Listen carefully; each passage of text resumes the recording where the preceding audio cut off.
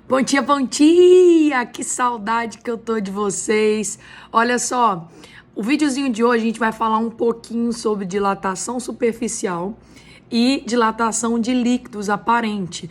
São termos, questões muito cobradas, certo? Então, preciso que vocês entendam isso. O vídeo vai ser bem tranquilo. Separei 2 exercícios pra gente fazer. Vocês vão matar de letra. Foi de onde a gente parou, certo? Então, dando continuidade aí ao nosso conteúdo, vamos falar um pouquinho de dilatação superficial e de líquido, certo? Pessoal, na dilatação superficial, como o próprio nome já diz, eu vou analisar a dilatação. Quando eu falo dilatação, é expansão ou contração de uma superfície, de uma área. Então, quer dizer que aqui, na dilatação superficial, a gente vai considerar a dilatação em 2 dimensões, ou seja, a dilatação de uma área. Então, vamos imaginar aqui que eu tenho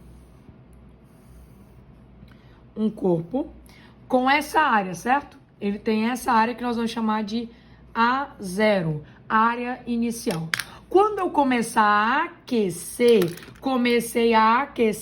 as partículas vão ficar mais agitadinhas, e aí elas vão ocupar um espaço maior. Então, o aumento de temperatura vai provocar um aumento de área, uma expansão nessa área. E a variação dessa área vai depender de quais fatores? Vai depender da área inicial, vai depender do beta, que é o coeficiente de dilatação superficial, é uma característica de cada material, vezes a variação de temperatura. Cuidado com o seguinte, que se a variação de temperatura for positiva, quer dizer que a temperatura está aumentando. Eu terei uma variação de área positiva, porque a área vai aumentar. Agora, caso a variação de temperatura seja negativa, eu vou ter uma variação de área negativa. Quer dizer que está ocorrendo uma diminuição da área, uma contração, certo? Gente, o beta é o coeficiente de dilatação ou superficial. E o superficial eu considero 2 dimensões. Se eu considero 2 dimensões, então quer dizer que ele é 2 vezes o alfa. É o dobro do coeficiente de dilatação linear. Então, toda vez que eu falar em dilatação superficial, nós levaremos em consideração o beta. Às vezes o exercício nos dá o alfa. Então, com o alfa, a gente encontra o beta, correto? Fiquem atentos também, porque o exercício pode pedir o seguinte, ó. Determine a área final. E aí, se ele pedir que determine a área final, basta a gente pegar a área inicial e somar com a variação. Gente, vocês vão encontrar em alguns livros ΔA e em alguns livros vocês vão encontrar ΔS. Pode ser variação superficial ou da superfície ou a variação de área. Isso vai de literatura para literatura, certo? O que eu quero chamar a atenção de vocês aqui na dilatação superficial? Atenção. Pessoal, olha só.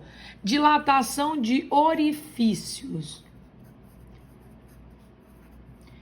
Orifícios, buraquinho.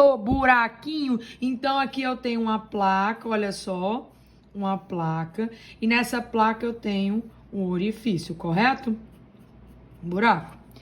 Quando eu aumentar a temperatura dessa área, a temperatura dessa placa, o que vocês acham que vai acontecer?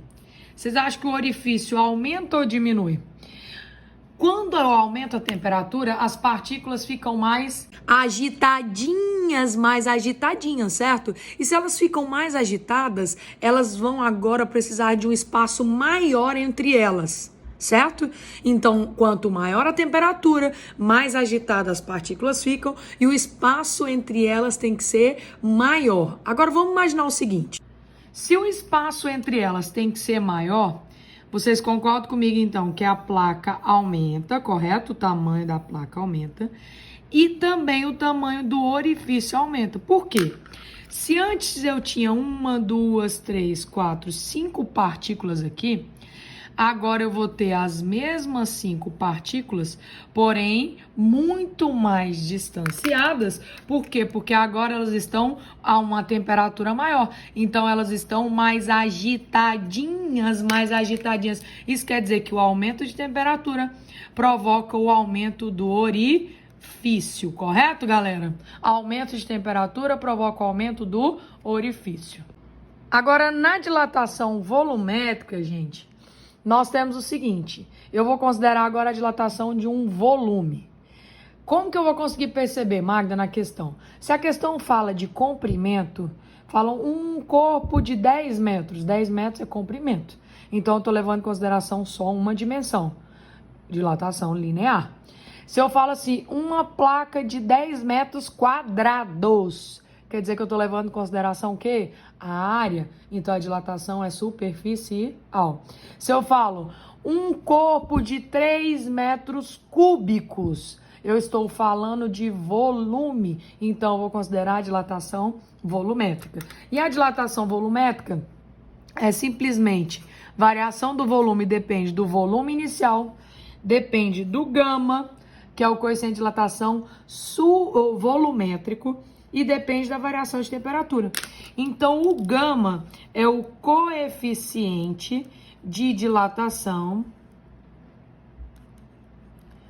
volumétrico. Falei de volume, é o gama que a gente vai usar. E o volumétrico a gente leva em consideração 3 dimensões, portanto, ele vai ser 3 vezes o alfa. Magda, então ele pode me dar o beta e pedir o gama? Sim, se ele me der o beta, eu consigo encontrar o alfa. Com o alfa, eu encontro o gama, tranquilamente, certo?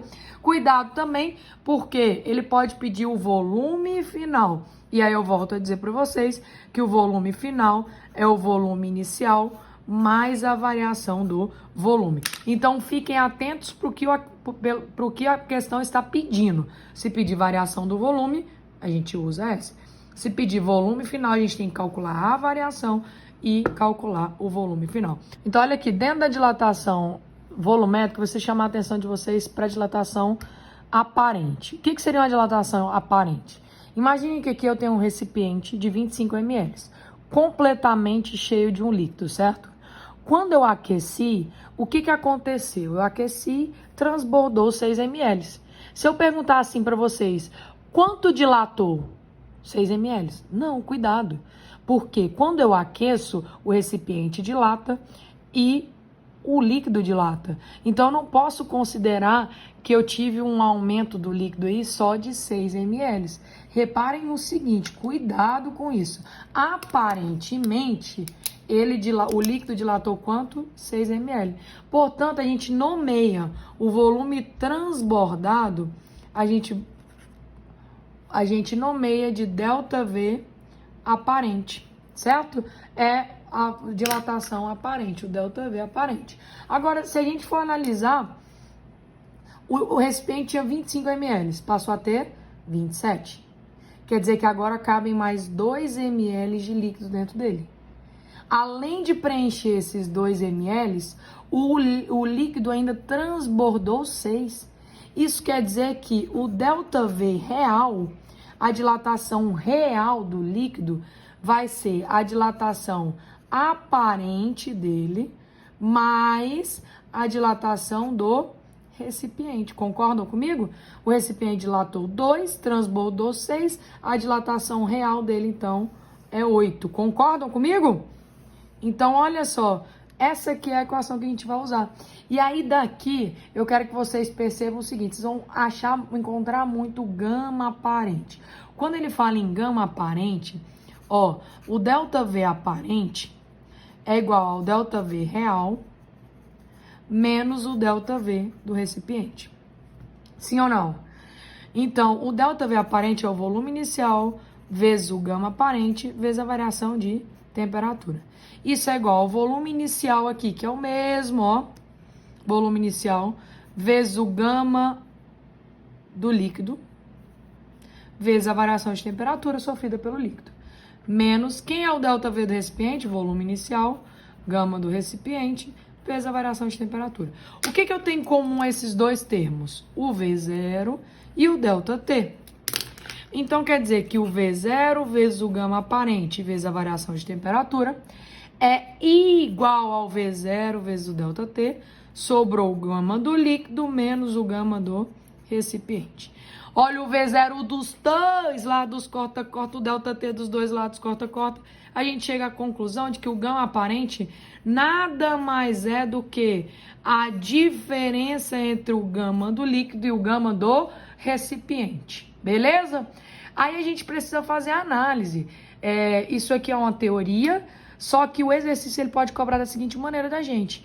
Ele pode cobrar o recipiente com 25 ml e o líquido com 20 e perguntar quanto tempo o líquido demora para preencher totalmente o recipiente, certo? E aí cada análise, cada cobrança dessa, a gente vai fazer uma análise diferente. Então o que eu preciso que vocês entendam a gente precisa analisar a dilatação do recipiente e a do líquido e fazer a comparação. Vamos fazer exercício? A questão número 1 que eu trouxe para vocês é o seguinte: considere uma placa sólida feita de um metal homogêneo contendo um orifício circular, como mostra a figura. Se a placa sofrer um aquecimento, pessoal, a placa aqueceu, se aumentou a temperatura, as partículas vão ficar mais agitadinhas, portanto, o tamanho da placa aumenta e o orifício também vai aumentar. Não foi isso que a gente viu? Então, é correto concluir que o orifício apresentará contração superficial? Não, ele não vai contrair, ele vai expandir. Apresentará contração superficial? Falso. C. Não apresentará dilatação? D. Apresentará dilatação superficial expansiva, ou seja, vai sofrer expansão, como se fosse feito do mesmo material que a placa.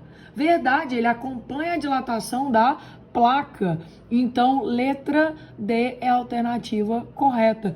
A letra E fala que ele apresenta dilatação expansiva, como se fosse feito de um material diferente da placa. Gente, se o orifício faz parte da placa, então ele acompanha a dilatação da placa, do material da placa. Correto? Alternativa correta, então, letra D, de ridícula de fácil.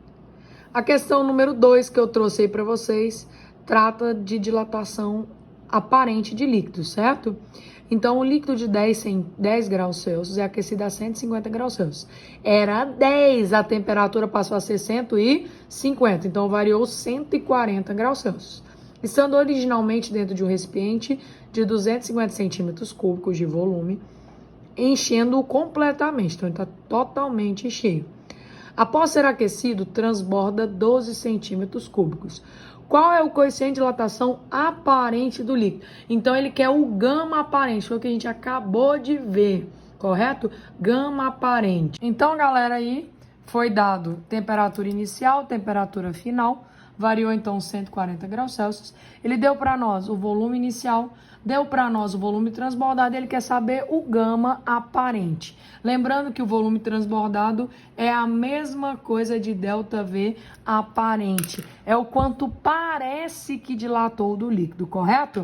Então, nós sabemos que o ΔV aparente é o volume inicial vezes o gama aparente vezes a variação de temperatura. O ΔV aparente é 12, as unidades estão corretas, estão na mesma unidade, centímetros cúbicos e centímetros cúbicos, certo? Então, não precisamos transformar. O volume inicial, 250. O gama aparente é o que a gente quer descobrir.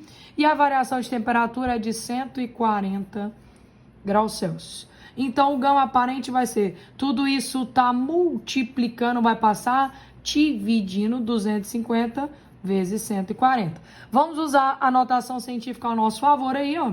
12, 2,5 vezes 10 ao quadrado, vezes 1,4 vezes 10 ao quadrado, correto?